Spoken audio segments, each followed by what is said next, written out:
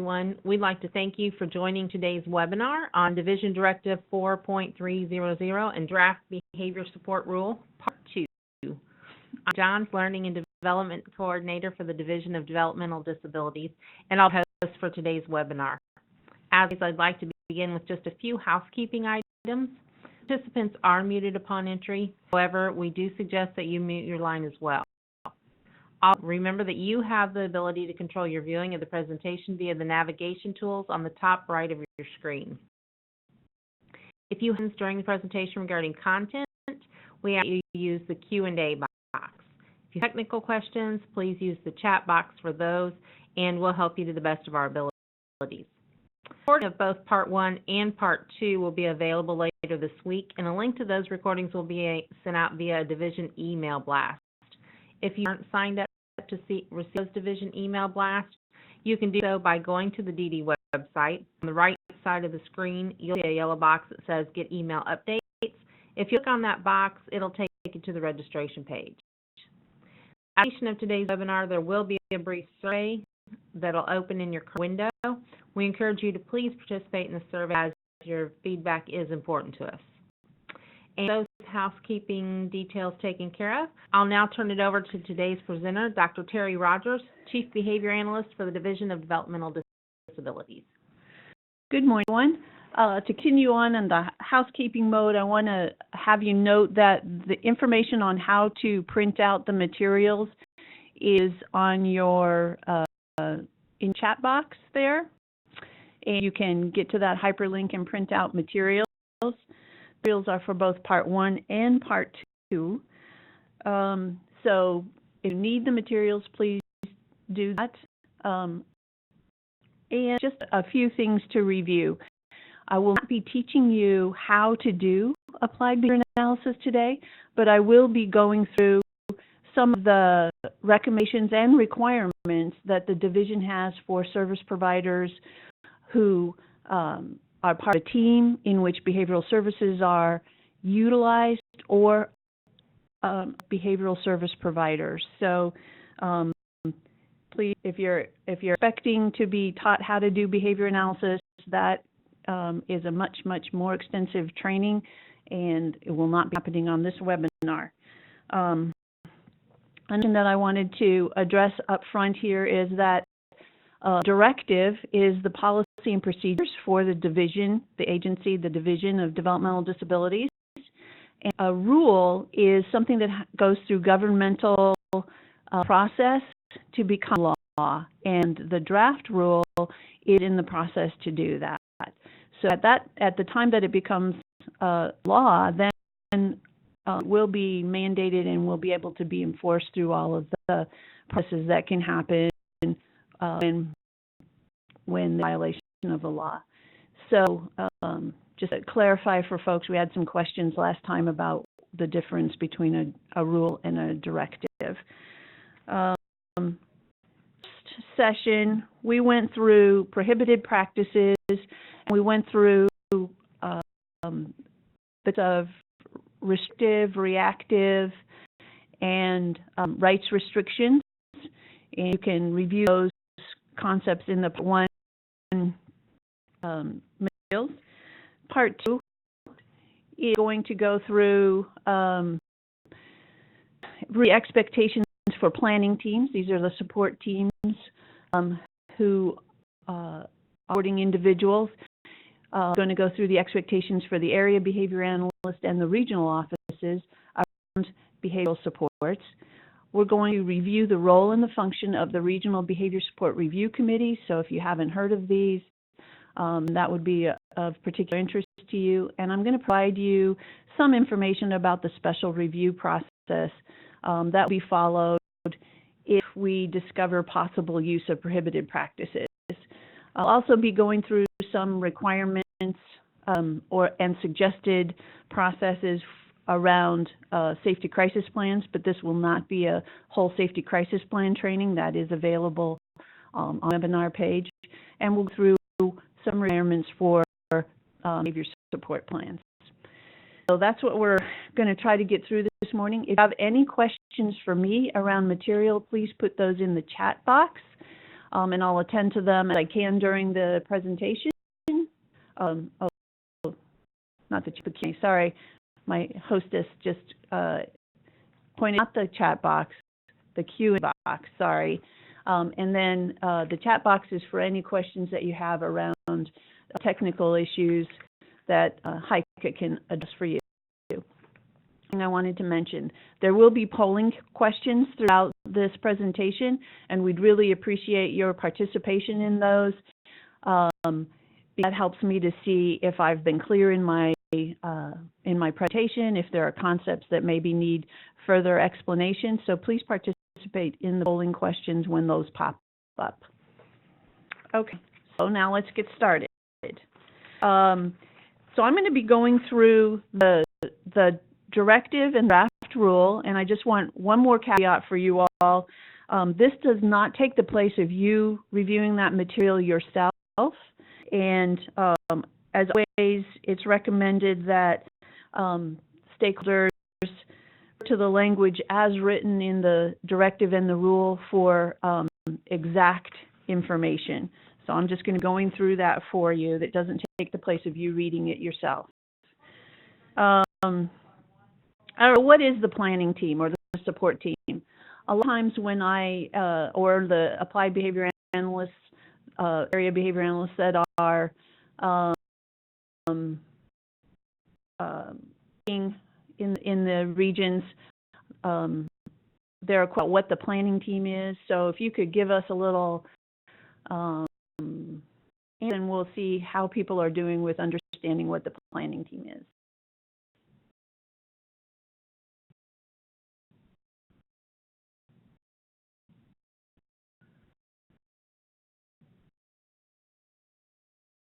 So go ahead, and I'm going to wait a few more minutes.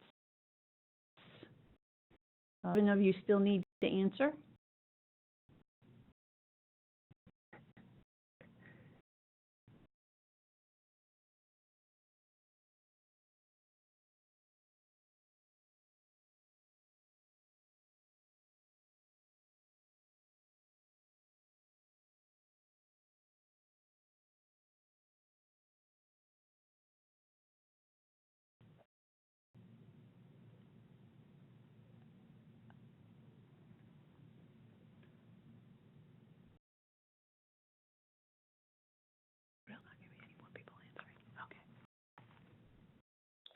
Okay, so some of you answered. I hope that participation increases as we move along here, because it really does, one, make it more meaningful for you to have to do active participation. As we know in behavioral sciences, active participation or active behavior is a better learning modality. But the answer to what is the planning or support team is all the people involved with supporting the individuals, including support coordinator, the residential or day provider, the guardian, the individual, the family of the individual, and anyone else the individual chooses are the people that make up that planning team or support team. So that was your answer. Very good. And we're referring to the planning team throughout this training. Here's a reminder. In the first session, we went through the reactive strategy threshold, and this is the threshold that has been set that says the planning team must do something once you reach this threshold with use of reactive strategies. And threshold is applied to all reactive strategies that also meet the definition of restrictive interventions. So if a person has experienced 5 or more of these restrictive reactive strategies in a 1-month period, then that threshold is reached and the planning team has activities that they have to go through. Don't wait until you need reactive strategies to do something. That's the real underlying message to all of this. We're trying to set up best practices for everyone to understand that there's things you have to do when you are experiencing reactive strategies, but it's best if you can print reactive strategies, and that's done through really thorough, person-centered, positive planning and making sure that everyone's implementing those strategies, those positive preventative strategies ahead of time. So this is a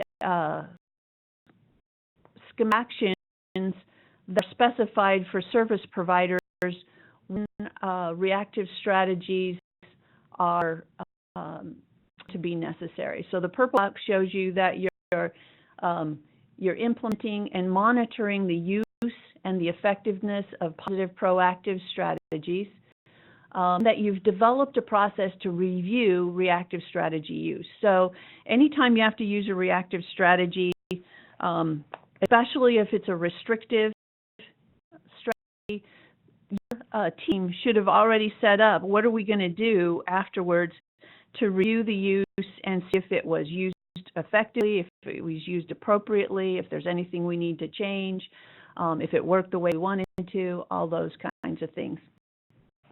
Make sure that everyone knows that we're not allowed to use prohibited procedures. That's very important. So that's an ongoing process you've set ahead of time.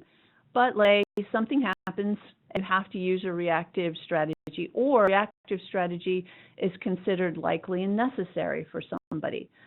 Then the team consider, are there specialized services that might help in this situation, that might help it so that we don't have to use reactive strategies? Maybe some needs aren't being met. So secure other specialized services. And if you think you have to use reactive restrict strategies, you should create a safety crisis plan beforehand so one knows what to do, and you're not leaving the family or the direct care staff trying to figure out what to do in the middle of a crisis. So after the team's done that, they should consider if manual restraints like holds are likely to be necessary with this individual. And you know that because of their past history. Past history is the best predictor of future behavior, all things being equal.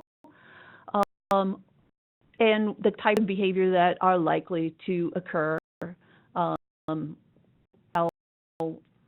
behaviors are learned and reinforced.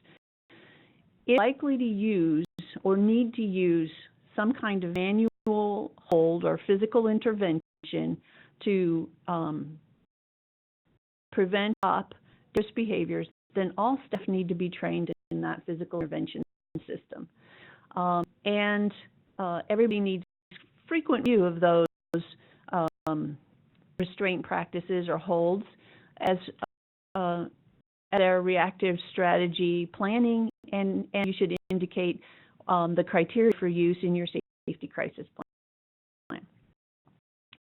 If that's necessary, you've trained all of your staff in the system that your agency is using, and now you're providing services. Use reactive strategies that are restrictive for an individual, and you reach the threshold, then the planning team has to undertake an extensive review. Now, this isn't something that the state is monitoring. I'm going to come and tell you you need to do this. That's part of your review strategy responsibilities, that you are monitoring this and you implement this as you reach the thresholds. Within 5 business days, the team reviews the triggers. Did we do the preventive strategies? Were there barriers to use of these? Less restrictive strategies? Do we need to have other services like a functional behavioral assessment or behavior support plan? Do we need to revise the behavior support plan? Should revise the safety crisis plan? The team needs to go through an active review process of the incident and what could that the incident or incidents like that don't happen again. If it reaches the threshold for 3 consecutive courses in 2 years, then the team has to request behavioral services.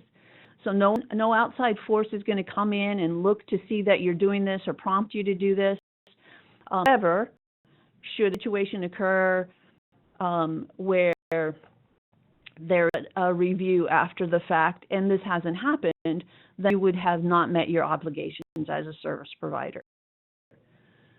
That's the specifics for the providers for reactive strategies that are also restrictive. It goes to preventing them, doing a safety crisis plan, considering if you need physical holds and training folks in those strategies, and monitoring internally your restrictive, reactive strategies, and holding a review if you do have to use those and you reach the threshold. So, some emphasize is that even before using reactive strategies or restrictive interventions, the providers are required to have trained staff in positive supports and ensure that staff are implementing or using those positive supports. So initial training is not enough. You need to ensure that staff continue to use those approaches. Positive approaches need to be documented in the individual support plan. The individual support plan needs to be implemented, used. And part of the responsibility of the service providers and the support coordinator is to review and ensure that those strategies are being used. They need to be assessed. There's supplemental questions in the ISP guide to help you do that needs assessment, especially if the individual has a history of dangerous behavior or challenging behaviors that have the potential to be dangerous. Then they need a safety crisis plan.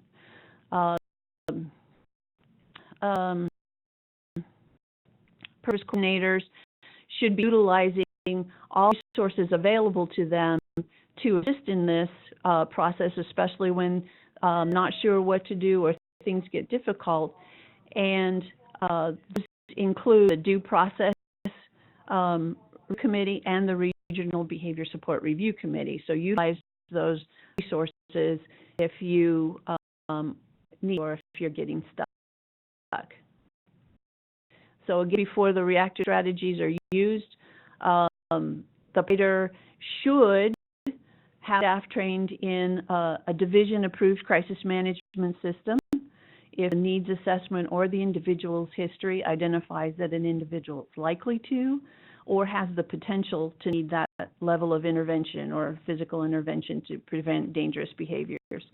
The provider and the planning team should be collecting and regularly reviewing data that they use to guide their decision-making on whether the ISP strategies are working, their preventive strategies are working, and safety crisis plan is working.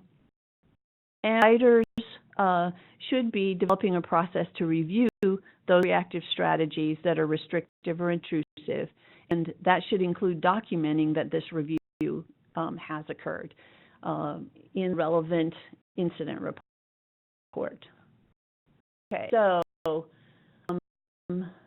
rules also apply to self-directed support situations.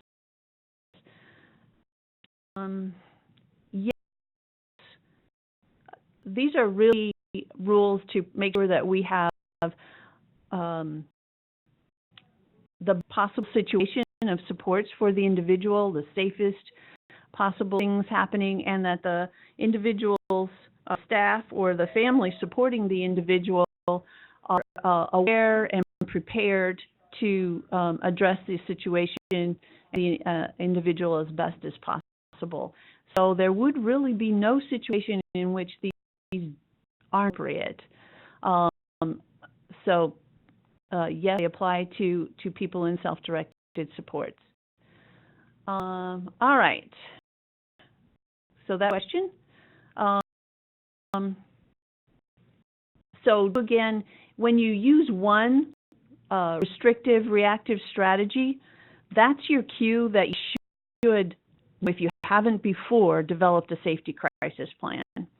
So the planning team needs to be very aware of what's happening in the day-to-day life and support of the individual. And they need to be aware through documentation and data review and discussion with all of the individuals supporting and working with the person when restrictive intervention has been utilized. And if you don't have a safety crisis plan, you don't want people out there running rogue and doing whatever in the middle of a crisis. You'd like to give them some guidance about what would be the best thing to do, and that's what the safety crisis plan does. So if you want to see, you want more information about safety crisis plan development, there's a safety crisis plan webinar, and attachments that are included with the Directive 4.30. One of them is the safety crisis assessment, and the other one is a template for safety crisis planning. Doesn't have to be used, but it will be much easier to write a safety crisis plan if you do look at that template. But I recommend teams be proactive and consider if they need safety crisis plans before they're necessary, and consider if other specialized support strategies would be of assistance. Our restrictive reactive strategies, they'd be monitoring and evaluating their effectiveness.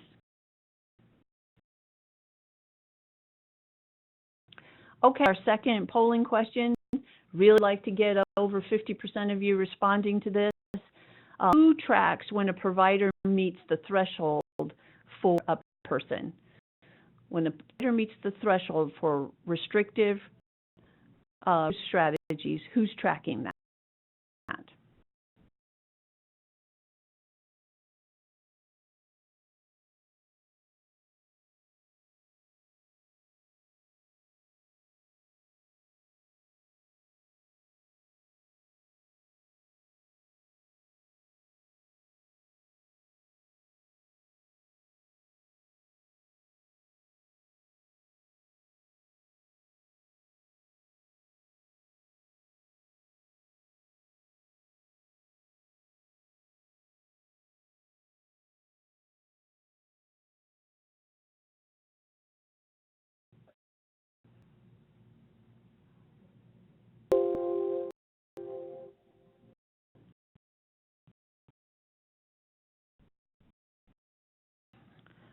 Okay, well, most of you answered this one correctly. The answer to who tracks when a provider or support people meet the threshold for reactive strategies that are also restrictive is C, the provider whose staff uses the restrictive strategies. So the office is not going to be tracking that.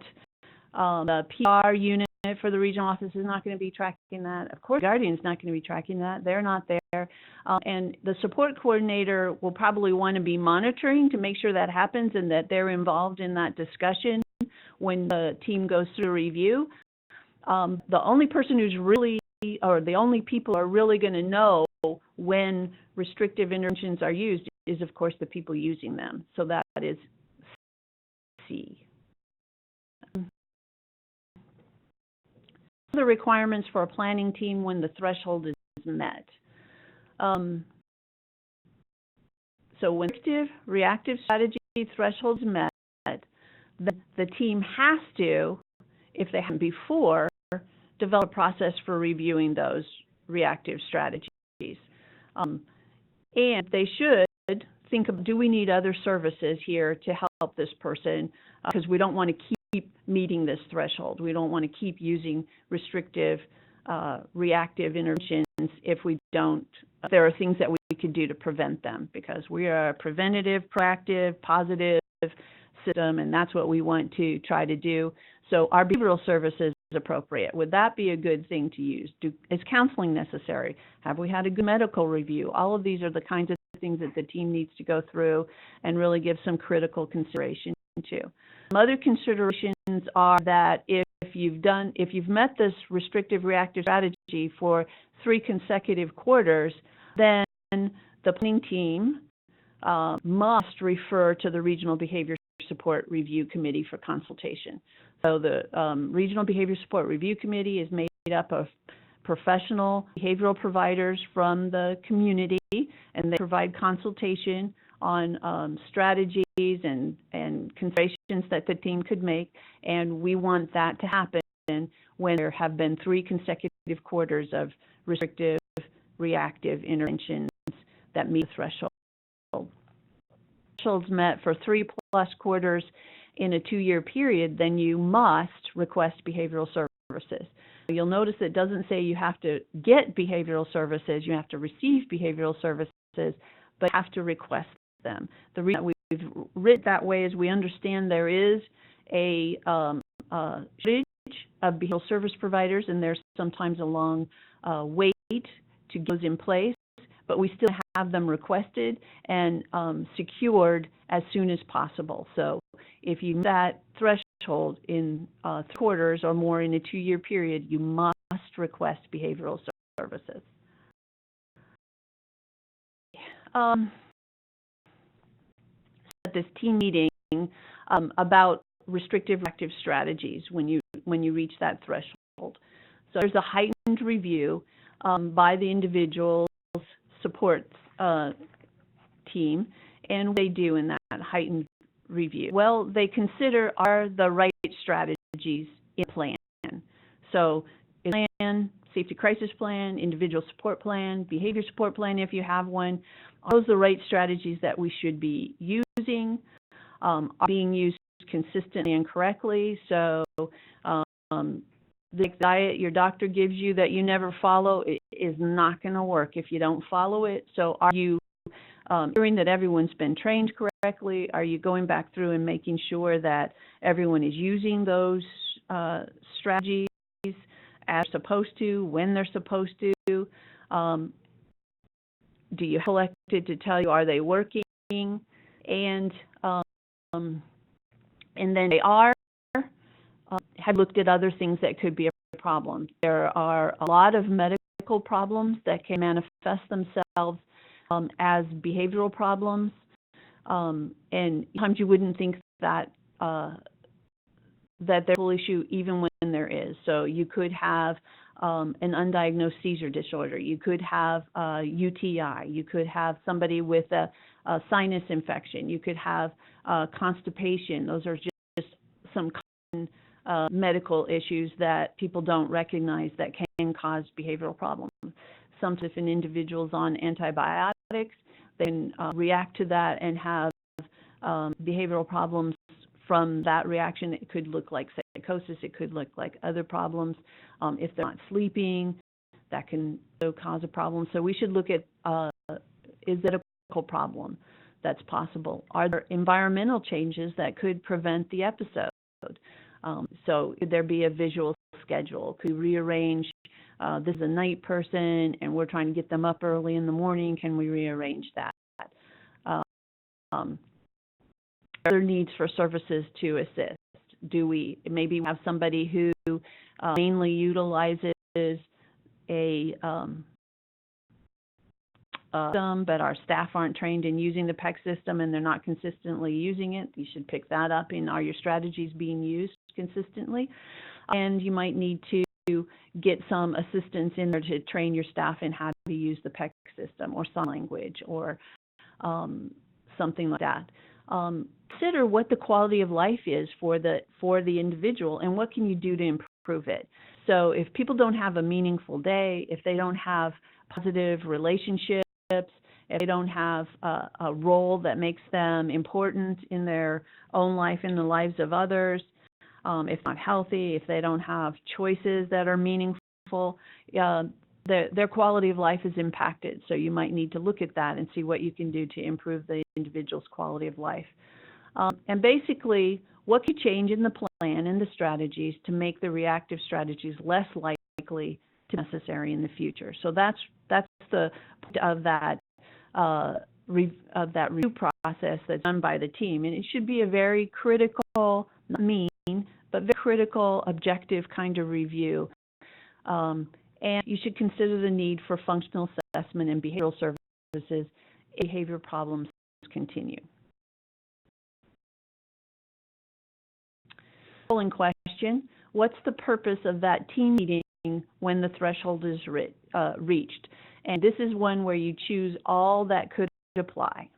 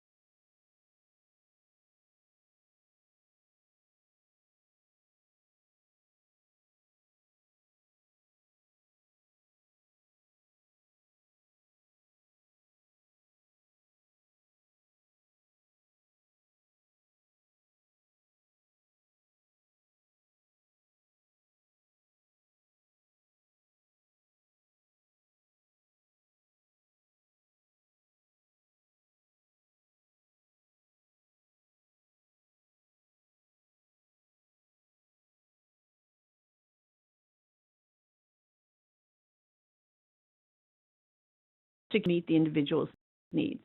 That was that, and we all are trying very hard to do that. In the support coordinator is responsible for documenting the assessed need that requires the use of reactive strategies, especially restrictive reactive strategies in the ISP, and that they are responsible to periodically review with the team the ISP and those strategies that are documented, and they document that in their monthly summaries. The support also is responsible for making sure that the ISP documents less intrusive and restrictive interventions have been attempted and the outcomes of these interventions. So there's some specific things that are within the support coordinator's responsibilities, and a lot of times they're fulfilling these responsibilities with the full support team being part of that discussion.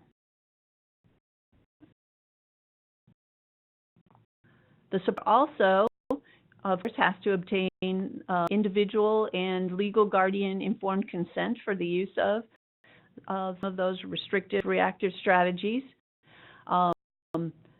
They facilitate the planning team development of the safety crisis plan, and they create the document. So the physical document is created by the support coordinator, just like the physical document of the individual support plan is created by the support coordinator with the planning team. And they, with the team, regularly assess the needs of the individual and refer for additional services to address problems if the individual support plan and the crisis safety plan strategies are ineffective, or if reactive strategies, especially restrictive reactive strategies, are frequently necessary. The support coordinator also has some quality assurance responsibilities. One of those is to be sure that the service providers are able to meet the needs of the individual as documented in the ISP. They also monitor implementation of those ISP strategies as in the ISP and in the crisis safety plan. If there is a behavior support plan, they're part of that monitoring to make sure that those strategies are implemented as they're designed. They're also, as part of their quality assurance responsibilities, making sure that the individual is afforded all rights and that restrictions or modifications have received due process. Just a reminder that due process happens at the level of the individual support plan team and the services that are provided, not at review committee, process review committee. Due process review committee is only looking to see that due process has already been assured to the individual. So that going to that committee is not due process. That's due beforehand is due process. The service coordinator or support coordinator is making sure that extra check to make sure that prohibited strategies are not used, and that if the reactive strategy threshold is reached, the planning team meets to do that review that we just discussed. And they're also assuring that those restrictive reactive strategies, if used, cause no harm to the individual, and document the planning team assessment of this. Has some responsibilities in supporting the providers and service coordinators. So the regional office responsibilities include providing ongoing training and consultation that promotes positive, restrictive strategies, such as person-centered approach, the tool of choice, if you've heard of that training. And for providers, we have a process of consultation that's called the tiered supports process. And the purpose of these is to ensure that there's training and consultation available to promote positive and least restrictive strategies for all of the service providers. The regional office is also providing access to and make sure that utilization of committees such as the Regional Behavior Support Review Committee, Process Review Committee, individuals, they are responsible for referring individuals for review, as well as ending these committees.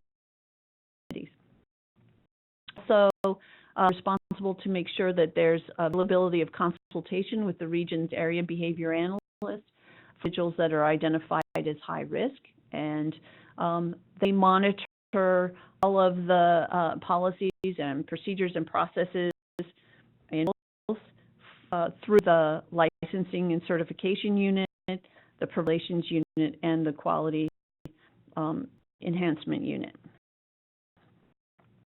Okay.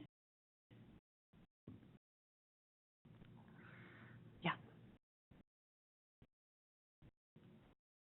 Behavior analysts. There are 3 area behavior analysts in the state, and they are affiliated with 4 or 5 regional offices each. The Eastern Area Behavior Analyst is Melantha Witherspoon, and she is located physically in the St. Louis region and is responsible for Hannibal, St. Louis, and Sikeston. The Central Area Behavior Analyst is Lucas Evans. He's physically located at the CMRO office and is responsible for Kirksville, Morrow, and Poplar Bluff regions. And the Western Area Behavior Analyst is Rita Cooper, and she's responsible for Albany, Kansas City, Springfield, and Joplin regions. So those folks have some responsibilities related to all of these processes also. One of those is to review the data for individuals that indicate they have high-risk outcomes. And do this quarterly, and they look at data. They come up with individuals who are meeting those risk areas, including law enforcement involvement, psychiatric hospitalization, psychotropic medications above the threshold,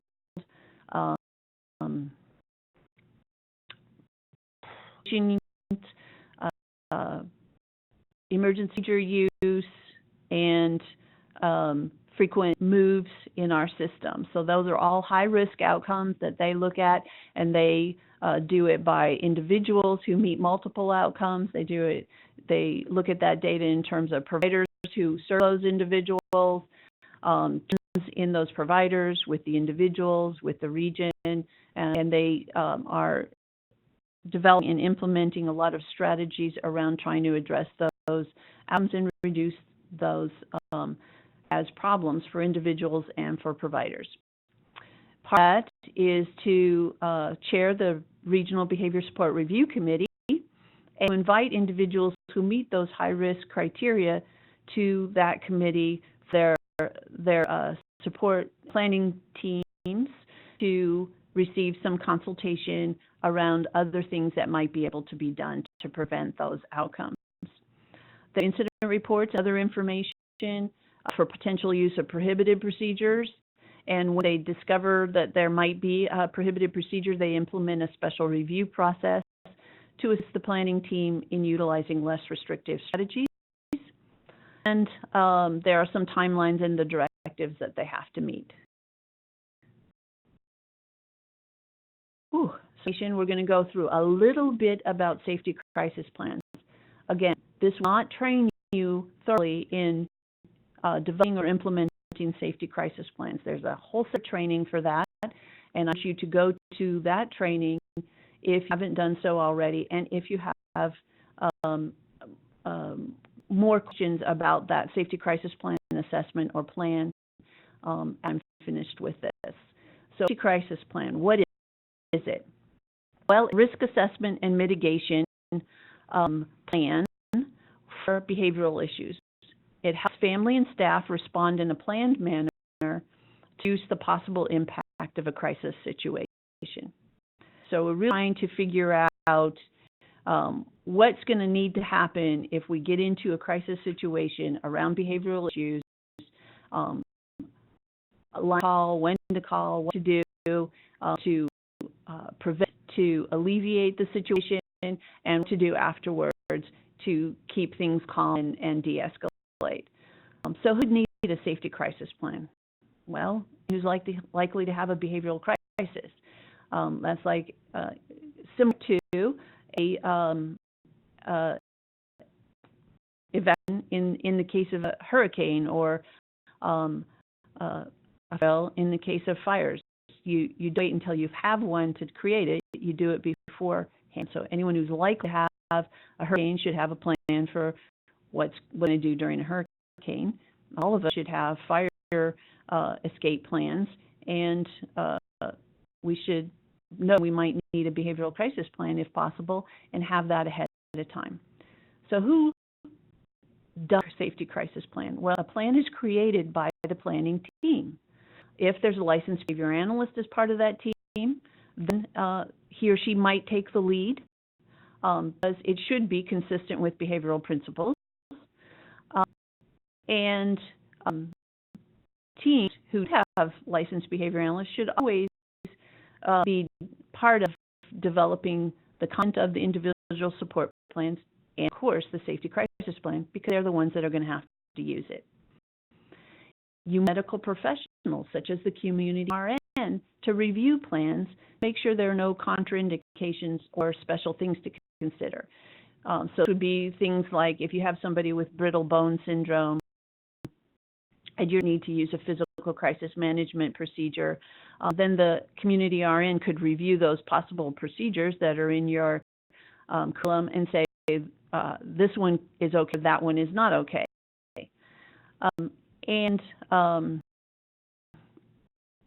Diabetes, and how long can they be set before you have to offer them food might be part of what's in your safety crisis plan.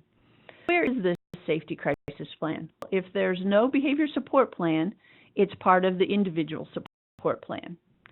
If there is a behavior support plan, it's part of what's in the behavioral support plan. So that's the physical location of that safety crisis plan. Go to this question. I have a question about, do support coordinators obtain the informed consent to conduct a functional behavioral assessment if the team decides one is needed? So you're going to get a functional behavioral assessment. You have to secure behavioral services. So my question to you would be, if the support, well, first, guardian should be part of the planning team that says, yes, we need a functional behavioral assessment, or yes, we need physical therapy services, or whatever other kind of services you might secure. So hopefully they've been part of that discussion ahead of time, part of that planning team, and they've already given consent. But they're going to have to do the choice of provider when you have behavioral service being requested. And they're going to say, yes, I agree to this service before you request the service. So it's not, the answer to that is yes, the support coordinator would have to do that, because it's the support coordinator's job to secure the services and to do that request for it. So then, once there are behavioral services secured, the behavior analyst or the qualified behavioral health professional will be working with the support coordinator to get kind of consent regarding the strategies within the plan that they develop. But securing the services require consent and choice by that guardian, and that's the support coordinator's role. Okay, so the safety crisis plan is our polling question right now.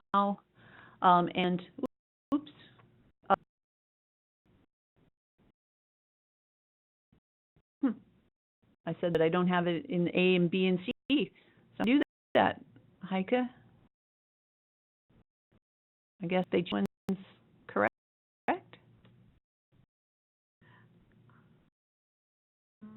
Pause. Well, actually, I think we got ahead of ourselves. I think, if I remember correctly, this is one that got the polling question coloring. Oh, yeah. That's really not the question. Sorry, this was my error. It's not really the question, but since you're already answering it,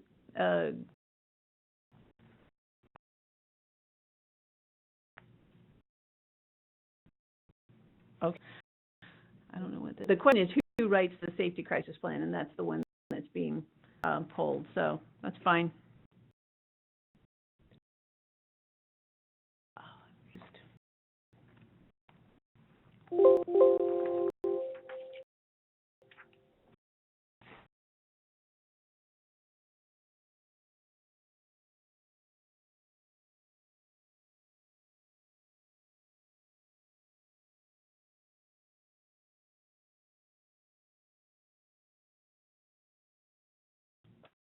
All right. I confused ourselves here. I confused her by happy indicated pink, and it's not really the question. So she poked the button that made the question appear, which is a little ahead of ourselves. Basically, you know what a safety crisis plan is. Okay, go to the next slide. We have the responsibilities of the provider and service coordinator in the safety crisis plan.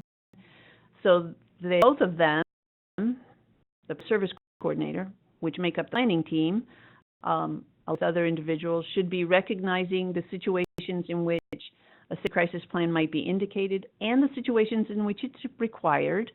They should ensure that there are ongoing implementation of positive proactive approaches. They ensure that procedures that are used are both least restrictive and within safety parameters. And they should identify the specific criteria and procedures to be used if there is a physical restraint, timeout are included in the plan, which includes ensuring guardian and individual consent and incorporating the safety crisis plan into the ISP. Which you already answered. Who writes the safety crisis plan? There are no behavioral services in place. Choose all that apply to this question. So the planning team is the correct answer for this question as who writes the plan. Now, physically puts it down on paper, that is the support coordinator, but the team is involved in developing the plan. So it's the responsibility of the planning team to develop it. It's the responsibility of the support coordinator to write it down. So what's in this directive is information about chemical restraints and are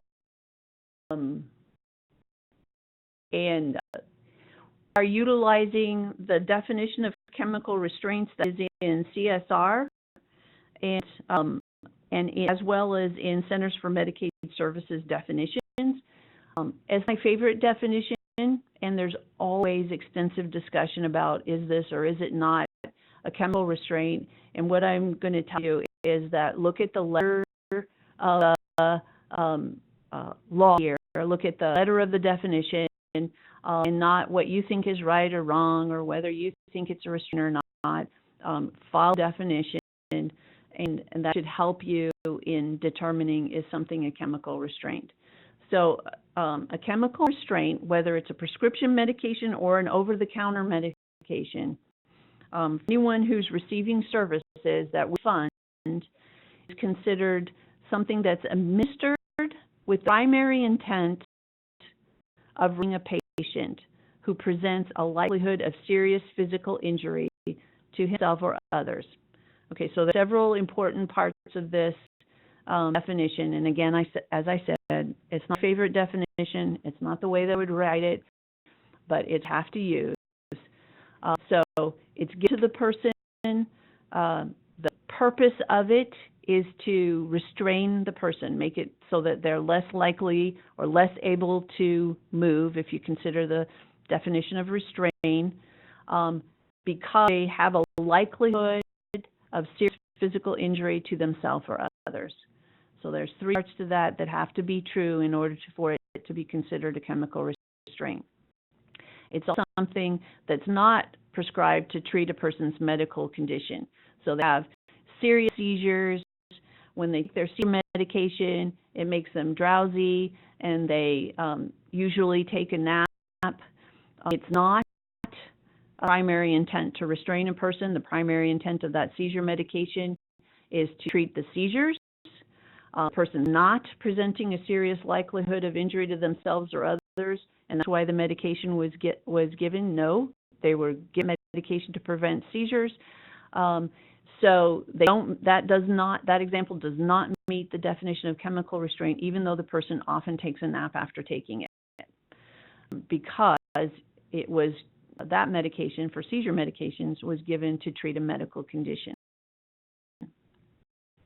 This is a medication that's given in response to an emergency situation, and the intention of that medication is to control their behavior.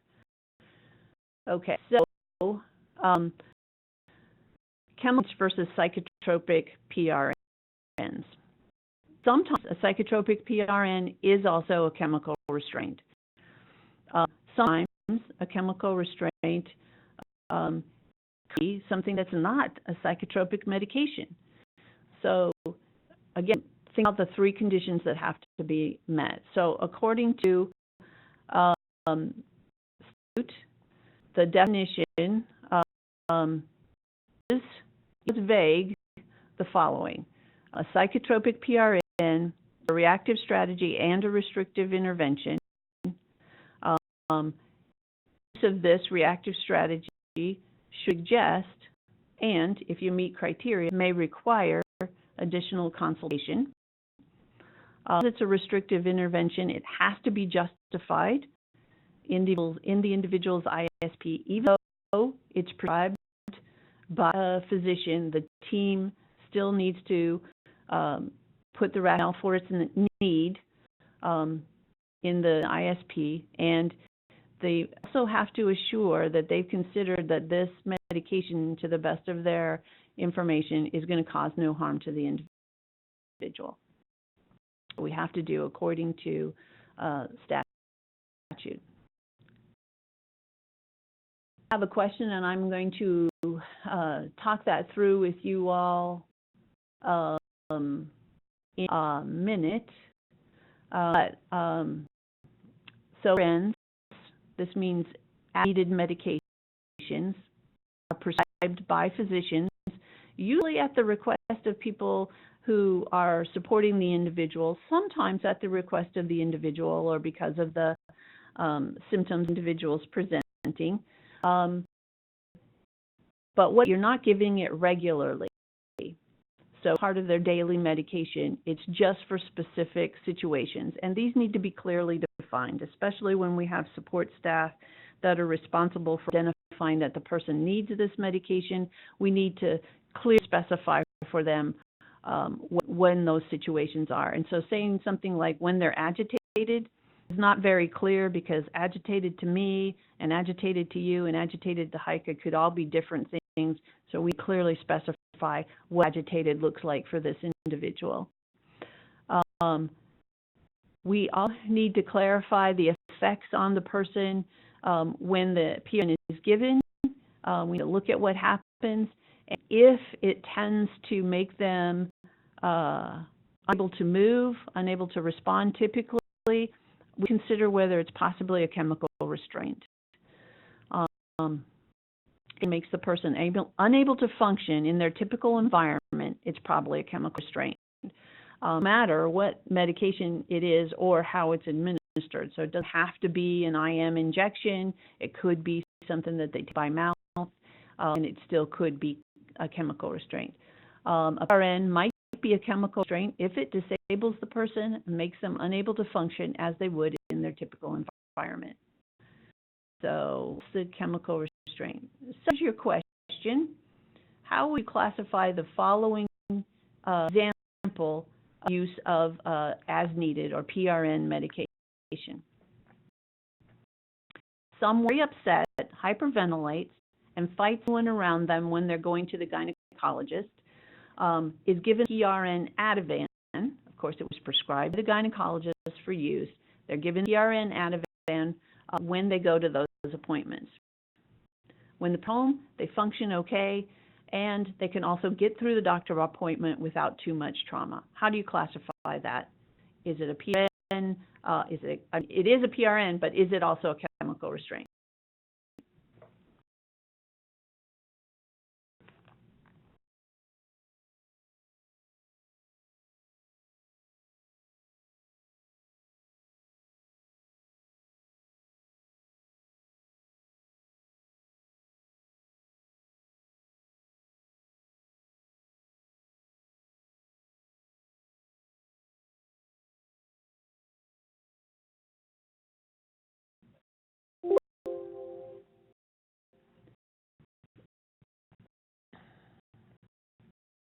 Okay, so almost everyone got this correct. It is not a chemical restraint. So because they're getting through the doctor appointment and they come home and function okay, it is not a chemical restraint. Remember, the definition of chemical restraint is its intent is to address a problem, behavior that's going to be dangerous to the self or others, and immobilize the person, and that's what happens is they are immobilized. So that answer is A. Okay. So of the service coordinator or support coordinator with respect to chemical restraints. Well, chemical restraints are restrictive interventions. Restrictive interventions must be justified. The rationale must be described in the ISP. Physician's order that can be written for no longer than 3 hours. So it can't be, if it's a chemical restraint, you can't have it as a PRN. In other words, you can't have a physician write the order that says, anytime you see this happening, give them this medication, so PRN, and the medication is going to really, in essence, immobilize them for a time. It ordered within the time frame of the need. So they are currently about to exhibit some potentially dangerous behavior. The physician has to order it at that time. The order must be in the individual's record and contain specific information indicated in the directive. So why you would need it, all the things you need to do to monitor it. So again, it cannot be a PRN. If it's going to be a chemical restraint, it cannot be a PRN. There has to be ongoing visual observation of the individual, and some safety checks need to occur. They need to be breathing. They need to be, they can't have vomited because they are at taking risk then. So you have to do some ongoing visual observation if you administer a chemical restraint, or if your person has a chemical restraint and you're serving them. Medical professional, so this could be the person's nurse, the community RN, and it could be the physician, must observe the individual within 30 minutes of administration. This must be documented as indicated in the directive.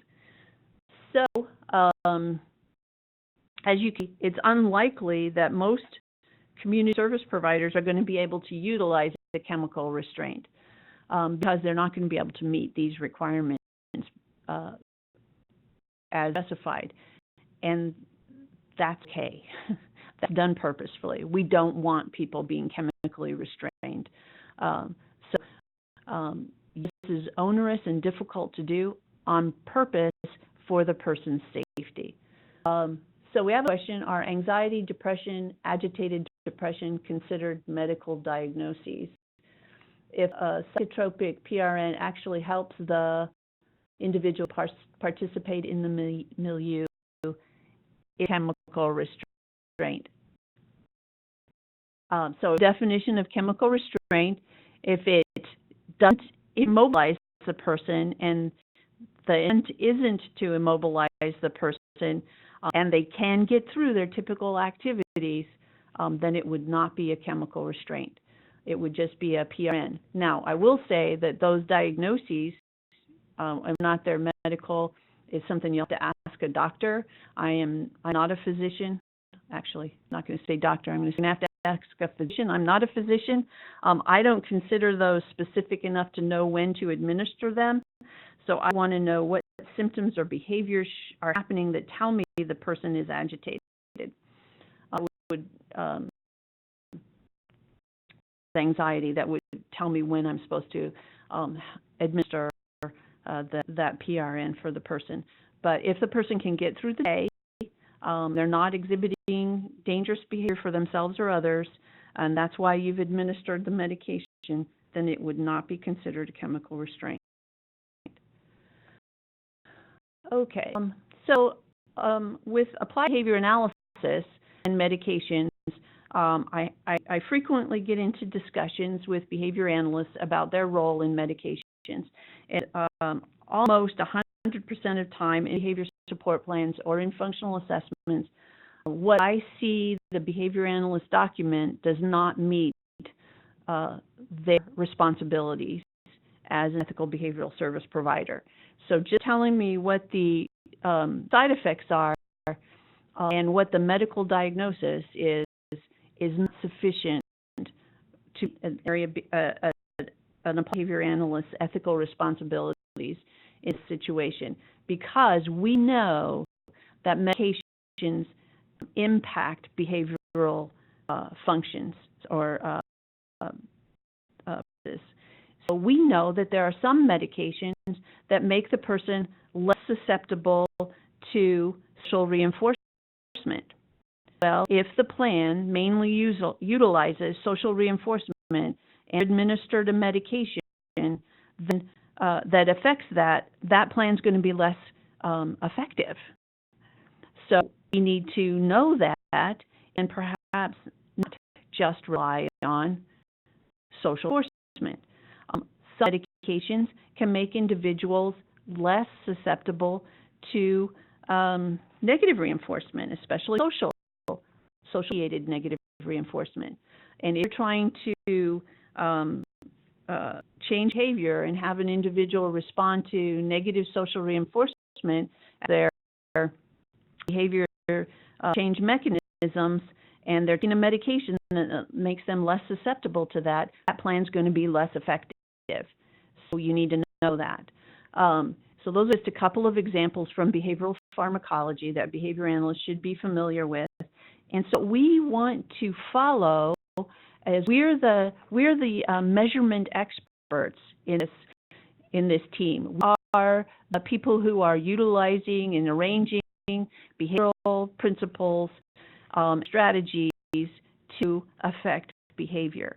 Well, then we need to look at what behaviors those medications are supposed to be affecting and see if they do, in fact, make changes in that direction. So we need to know what are the symptoms of anxiety for an individual and be part of what we're measuring in our plan, because we know they can affect our strategies. So we need to review and appraise the effects of any treatment, including medications, and see if they impact the goals of the behavior change program. And you can't do that unless you're measuring those symptoms. As greatest extent possible, not just the side effects, but the effects of the medication, what the medication is prescribed for. To have target behaviors for those, and we need to be in communication with the team and the prescribing physician about the effects of the medication.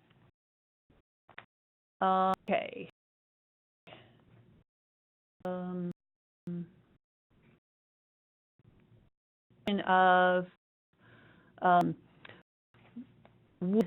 We have determined those things during the functional behavioral assessment. We hope so.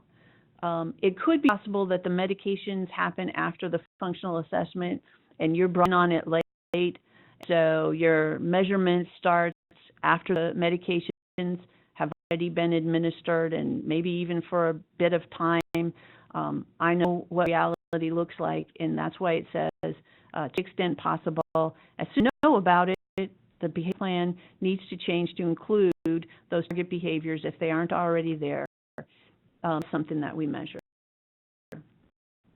So that's a very good question, and I should hope that you've identified that in the functional assessment, but in case you missed it or in case the medications change afterwards, then you would pick that up at that time. Okay, so now about the behavior support plan. So we'll go through a few of the things that we identified as best practice for behavior support plans. If you're not a behavioral service provider, this is in the way of education so that you can be aware as an informed consumer, because everyone who's involved in that behavior support plan implementation process is a consumer of that plan. Our behavior analysts have a lot of stakeholders that they have to answer to, including the individual whose behavior is the target of change. As we all know, every individual around that person is also going to have to change in order to implement the plan correctly. But what are parts of the plan? The responsibilities, first the responsibilities. The responsibilities of the support coordinator is to write an addendum in the individual support plan to ensure that the service, when it's requested, has identified need and goal specified. Also submit to utilization review the request for services as designed by a behavioral professional. So that's going to require contacting the behavioral professional ahead of time and saying, brief of the problem, how many units of what services should I request? And then the support coordinator is responsible to monitor to see if those services are provided. Is the behavior up as they were requested to, as they designed the services to do, in being implemented by everyone who's supposed to be doing it? So do they see the strategies being used? And also the support coordinator is an extra check to see if it's working. So hopefully the behavioral service provider has that as their primary objective, and they are monitoring and seeing if the plan is working and changing it as it happens. But the support coordinator is really the advocate for the individual to get what they need, and part of that is to see if what they're getting works. So they're looking to see if it works. The support coordinator does not write or rewrite behavior support plans into the ISP. The whole document created by the behavior service provider becomes the plan, not a rewritten document by the support coordinator. That's not their responsibility. So those are the responsibilities of the support coordinator. Also, the support coordinator contributes to the development of the strategies in the BSP as part of the discussion, as part of the planning team. They give feedback to the behavioral professional who's developing the behavior support plan as they have things to assist with. And they also may be part of implementing the behavioral support plan and at least ensuring that expectation of implementing with fidelity is and funded by all of the other support providers on the planning team. Okay, abilities of the providers of behavioral services, so that behavioral service professional, they must be licensed and they must work in collaboration with the individual support team. So contextual fit of the strategy in the plan is a very important part of making plans effective. And just because you really like token economies and you're really good at writing those plans doesn't mean you should use them in every system that you work in if it doesn't fit within that system. So that's just an example. The behavioral service provider works in collaboration with the individual support team. The techniques included in the plan should be based on the functional assessment of the target behaviors. And those techniques must meet the requirements for practice of applied behavior analysis under our rules. So I've identified what those are. So specific elements of behavior support plans can include the following information that can be understood and consistently carried out by family or staff. So these are the things that are identified as required practice for behavior analysts. They plan to include proactive strategies that will serve to prevent challenging behaviors. They should improve the quality of life of the individual, and they should promote desirable behaviors. They include a teaching plan for functionally equivalent or related behaviors that will replace the challenging behavior. So this could include communication skills. It could include things to help the person get through a problem situation like loud noises or angry roommates. It includes things that make the individual more independent and develop community skills so they can be more successful in their life. That's part of quality of life. And they include identifying behaviors that are related to the symptoms for which psychotropic medications were prescribed. some other of the plan are that, again, that can be understood and carried out by family and staff. It should include data collection and new plan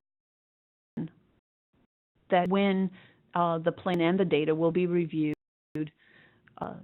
to progress,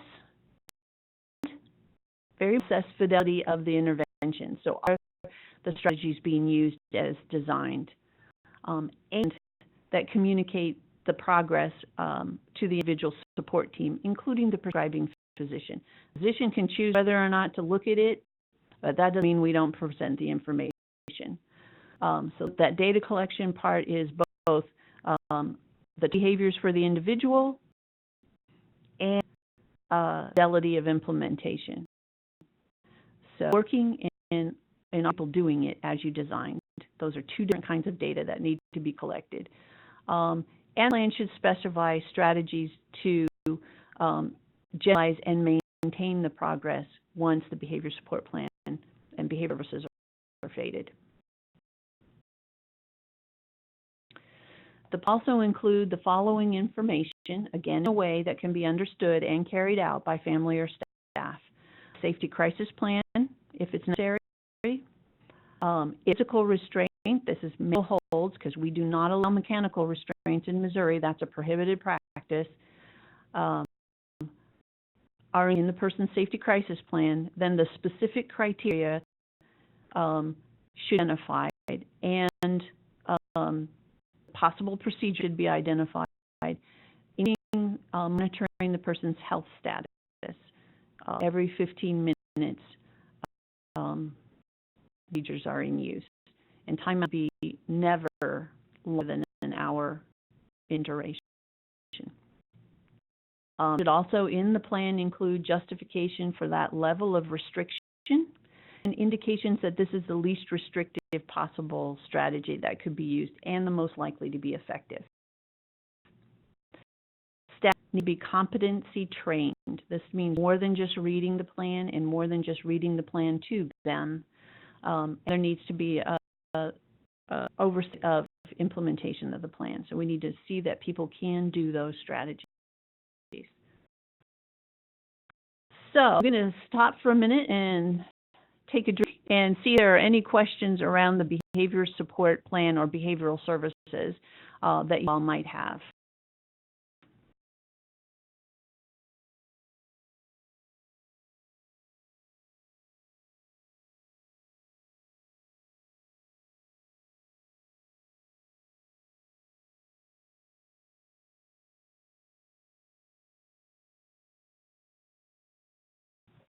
Okay. See any questions about behavioral services or behavior support plans? So I'm going to move on to the Regional Behavior Support Review Committee. Currently 4 regional behavior support review committees in the state. If you don't know of a review committee in your region, but you access some consultation by a review committee, you contact the area behavior analyst for which you practice, and they will get your strategies reviewed by the closest committee. So even though there are only 4, we can't do everything statewide through that process. There are the committees are purposefully made up only of licensed behavioral providers because what they're reviewing are things that are relevant to behavioral services. They, because the person does not have behavioral services, be reviewing individual support plans, but they're doing it with that perspective of understanding and behavior analysis. If we have a situation where medical expertise is required, we can have an ad hoc committee member who medical expert to participate in that discussion. And always the individual's support team is invited and requested to attend the meeting in which plans are discussed, and so they become members of that review committee during that discussion. Okay, committees, the review criteria for who will be invited to the committee by the person is in each region according to the region's needs and based on who having high-risk outcomes in region. So it's based on that data that's reviewed and collected and asked by the area behavior analyst, and they prioritize individuals with the most challenging behaviors, the restrictive interventions, and the most high-risk outcomes. And they individuals. At this point in time, it's invitation, which means that you can participate if you're invited. However, at the point in time where the rule is no longer a draft rule and it is promulgated and becomes law, that invitation is going to be mandatory for individuals who meet certain criteria. So that's something to pay attention to now. Who's prioritized on this list is decided upon by the regional committee and area behavior analyst based on issues and capacity. The committee has a consultative function, and that is specified in the directive and the rule. They are there to consult and try to assist planning teams in better supporting individuals, more successfully supporting individuals. So they're not approving, they're not sanctioning, they're not scolding, they're not doing those kinds of things that have absolutely nothing to do with the UR process. They're really consulting that support team in serving and supporting the individual. Okay. They're not reviewing all individuals with restrictive interventions. They're not reviewing all individuals who have reactive strategies. They will review anyone who requests assistance. So anyone who refers so any person who's referred and requests review, they will review. They're reviewing all individuals with challenging behaviors. Nearly 40% of individuals served in our system have some level of challenging behaviors that would be impossible and not a mandate. And not reviewing all individuals with behavioral services. So my hope is all 40% of those individuals end up with behavioral services, so certainly we wouldn't be able to review them all. The committee has other mandates, as we just discussed previously. Okay. Here's a polling question. When mandated that services in a plan be reviewed at the Regional Behavior Support Review Committee?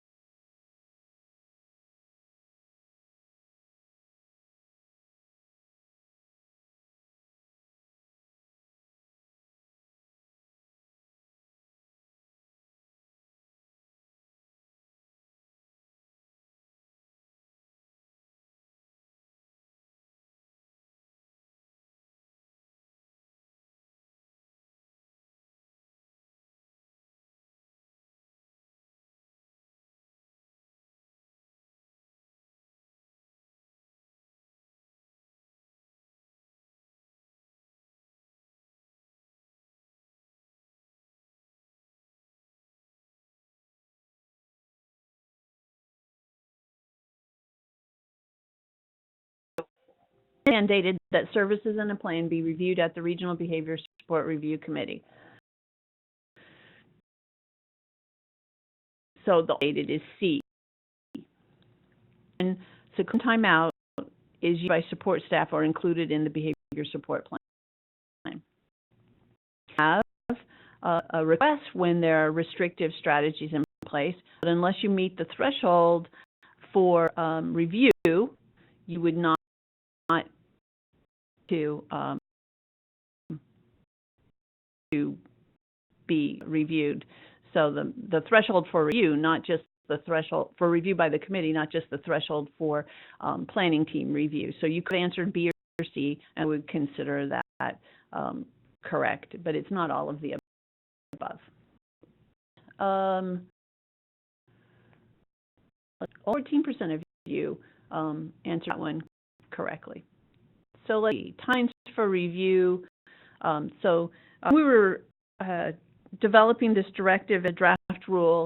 There was a request that we put in timelines to make sure that the responsibilities of the and the area behavior analysts are clearly specified. And so there are some timelines in the directive and the draft rule for the committee. And one of them is that when somebody's referred or requested to have their planning team and supports be reviewed by the committee, that the committee will meet that request within 30 days of receipt of the request. So the committee will review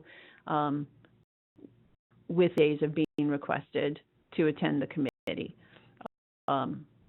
There will provide a written summary to the support coordinator and provider within 5 working days of review. So you'll know you've been at the meeting and heard the discussion and been part of the discussion. You'll also receive a written summary of that discussion within 5 days of review. And another thing that's specified is that the Regional Behavior Support Review Committee is separate from the Process Committee, and one does not depend on the decision of the other. These two are separate independent committees on purpose. They're reviewing different things, and they're reviewing the strategies for different purposes. And so one review does not depend on the other. Although the Behavior Support Review Committee might recommend that due process needs to occur in this case and review by the Due Process Committee. Again, those are two separate things. Or Due Process Committee might say, it looks like due process was met here, but we recommend you get some assistance by through the review committee, the Regional Behavior Support Review Committee. So they refer to each other, but they're not dependent on each other. So this concludes my presentation of the second part of the directive and draft rule. We've got 4 more minutes, so if there are any questions that were not answered by this presentation, you have some time now to ask them, and I would answer as I can.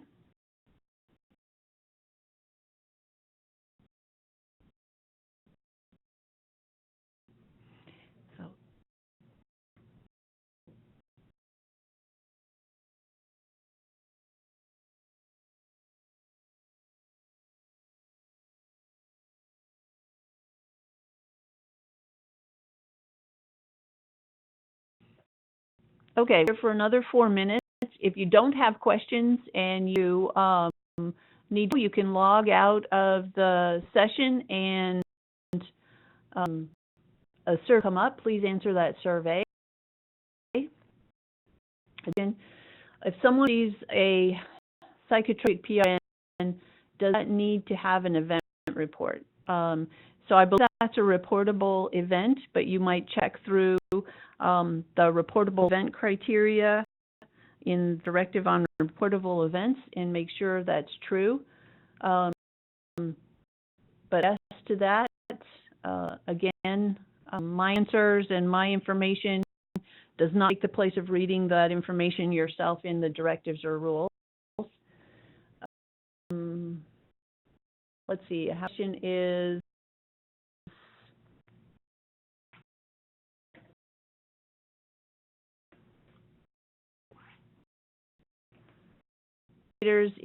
important.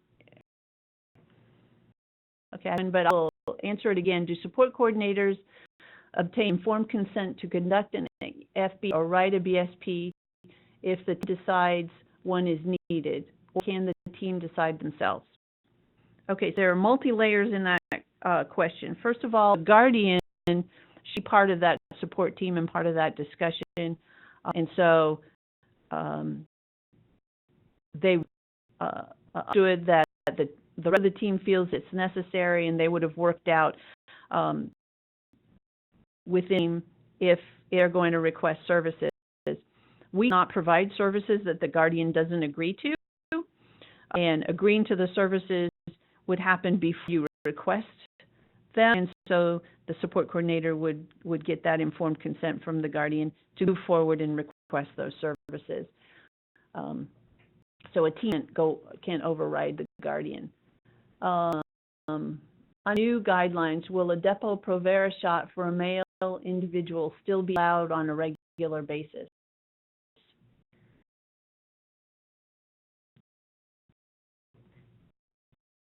A Depo-Provera shot would be something that's prescribed by a physician for some medical purpose, and assuming that it doesn't immobilize or incapacitate the person from daily functioning, it would not meet the definition of chemical restraint.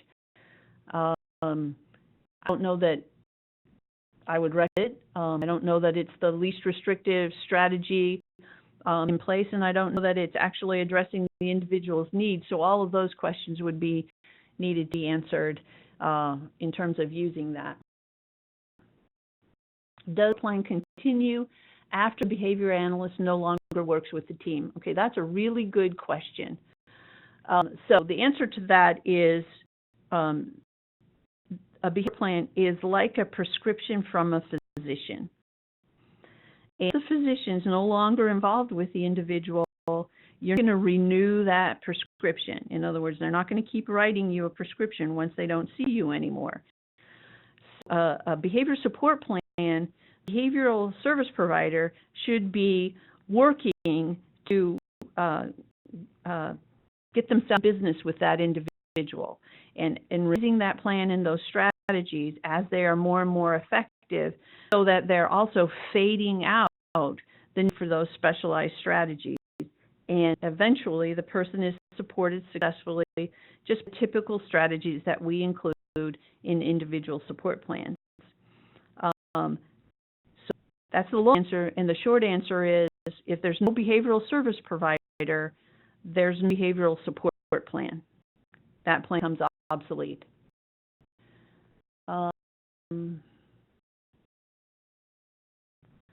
Okay, who is responsible for tracking reactive strategies? I think I found this in the beginning, that the people using those strategies, the support provider whose staff are using those strategies, is responsible for tracking them.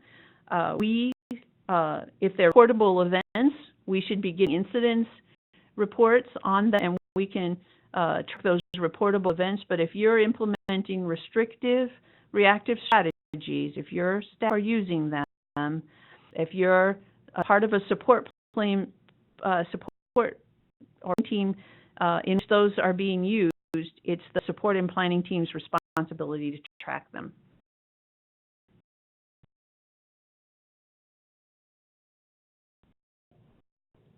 We are out of time. Please fill out the survey at the end when you log off, and thank you for your participation today.